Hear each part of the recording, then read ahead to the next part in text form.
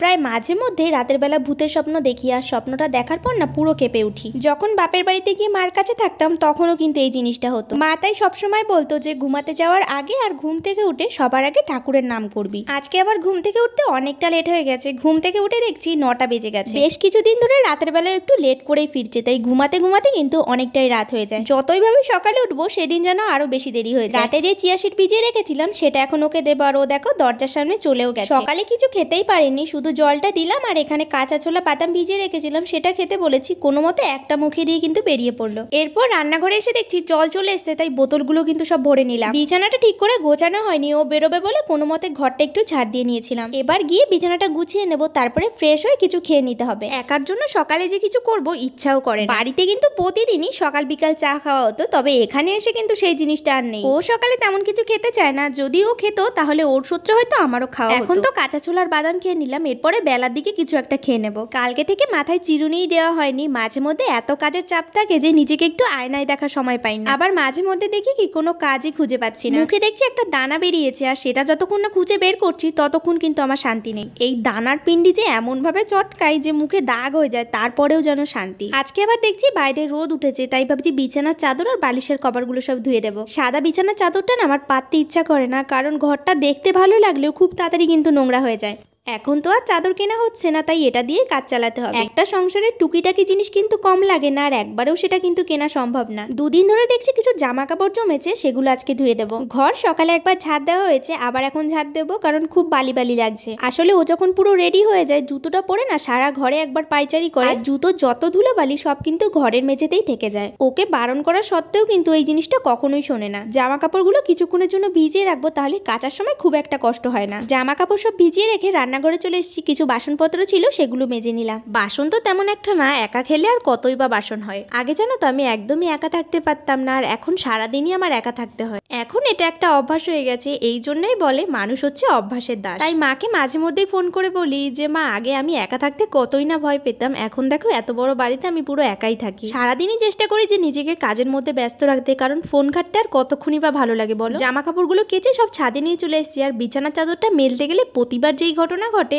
আজকেও সেটাই ঘটলো। প্রথমেই আগে নিচের দিকটা মাটি লেগে গেল, তারপরে কোনো মতে এটা মেলে দিলাম। তারপরে নিচে এসে রান্নাঘরে চলে আসলাম, আর এখানে বসে ভাবছি যে আজকে কি রান্না করবো, কারণ আজকে সবজি কিছুই ছিল না, তাই ভাবছিলাম আজকে সয়াবিন রান্না করব। সয়াবিনটা না আমি তেমন একটা পছন্দ করি না, তবে আমার বর আবার খুব ভালোবাসে। কিন্তু আমাকে যদি আবার কেউ রান্না করে দেয় সেটা খেতে কিন্তু বেশ ভালো লাগে, তবে নিজে রান্না করলে একদমই ভালো লাগে না।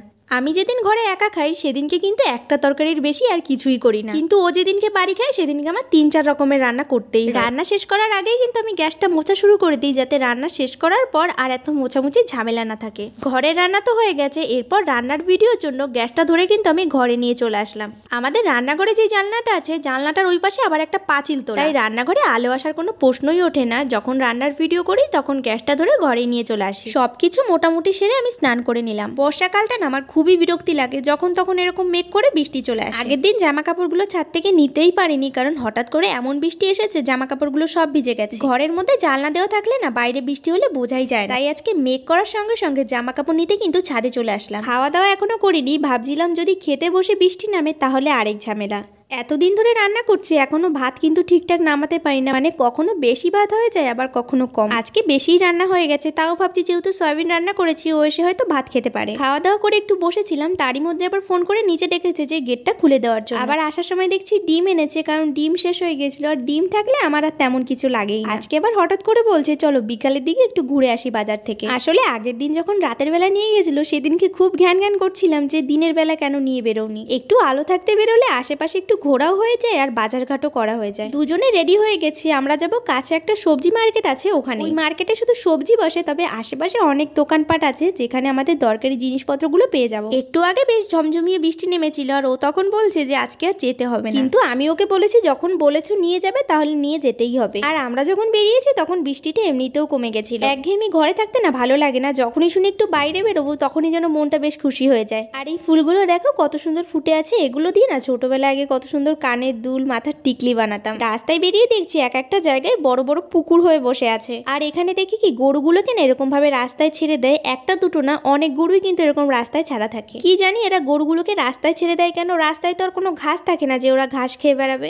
বাজারে ঢোকার আগে মুদিখানার কিছু বাজার ছিল, সেগুলোই করে নিলাম। আজকেই ফুচকার পাপড়গুলো নিয়েছি, কারণ যখনই খেতে ইচ্ছা করবে বাড়িতে বসে বানিয়ে খেতে পারবো। বাজারে ঢোকার মুখে দেখছি এখানে কত সুন্দর দেখো মাটির জিনিস নিয়ে বসে আছে। এখান থেকে আমি ছোট একটা হাড়ি নিয়েছিলাম যদি কখনো দরকার হয়। এই মাটির জিনিসগুলোর দাম কিন্তু খুব একটা বেশি না। সবকিছু একটু ঘাটাঘাটি করে দেখলাম, এরপরে বাজারের মধ্যে ঢুকে গেছি। বাজারে ঢুকে এই ফলগুলো দেখে এগিয়ে গেলাম, গিয়ে দেখছি এগুলো নাশপাতি। তোমাদের তো আগেই বলেছিলাম যে এখানে এগুলো আলুর মতন ঢেলে বিক্রি করা হয়। এই দেখো এখানে মাশরুম বিক্রি করা হচ্ছে 30 টাকা করে প্যাকেট। তাই ও আমাকে জিজ্ঞেস করছিল যে এগুলো নেবো কিনা। বাজার করা আমাদের হয়ে গেছে, একটা ঠাকুরের ছবি নেওয়ার ছিল সেটাও নিয়ে নিয়েছি। সবকিছুই ঠিক আছে, এখানে সব ধরনের দোকান আছে, শুধুমাত্র মাছ মাংসের কোনো দোকান নেই। ওই জন্য আমাদের একটু সমস্যা হয়। তারপরে দেখো আমরা দুজনে চলে এসেছি এখানে ফুচকা খাবো বলে। এখানে ফুচকা খাওয়ার জন্য আমাদের কাঁচা শালপাতা দিয়েছে। সবাই কিন্তু এখানে কাঁচা শালপাতাই ব্যবহার করে। ফুচকা যেই টক জলটা ছিল এটা কিন্তু তেঁতুলের ছিল না, কেমন একটা পোড়া পোড়া গন্ধ বেরোচ্ছিল। কি দিয়ে বানিয়েছে কে জানে। আর এখানে ফুচকার আলুর বদলে দিচ্ছিল গরম ঘুগনি। গরম ঘুগনি দিয়ে ফুচকা খেতে আর কতই বা ভালো লাগবে। আমি তাও 20 টাকার খেয়ে নিয়েছিলাম। ফুচকা খাওয়ার পর ও আমাকে বাড়ি দিয়ে ও কিন্তু আবার ডিউটি চলে গেছে। চলো আজকে কি কি কিনেছি তোমাদের দেখাই। এই চালনিটা কিনেছি আর কয়েকটা মশলার কৌটো কিনেছি। এর আগে যখন বাইরে বেরোতাম তখন শুধু ভাবতাম এই জামাটা কিনবো, ওই জামাটা কিনবো, এই সাজার জিনিসগুলো কিনবো। আর বিয়ের পরে এখন বাইরে বেরোলে মনে হয় মশলার কৌটো লাগবে, মুড়ির কৌটোতে মুড়ি শেষ হয়ে গেছে, ওই সাইজের বাটি আমার ঘরে নেই, ওটা লাগবে। এইভাবেই কিন্তু মেয়েদের জীবন পরিবর্তন হয়ে যায়।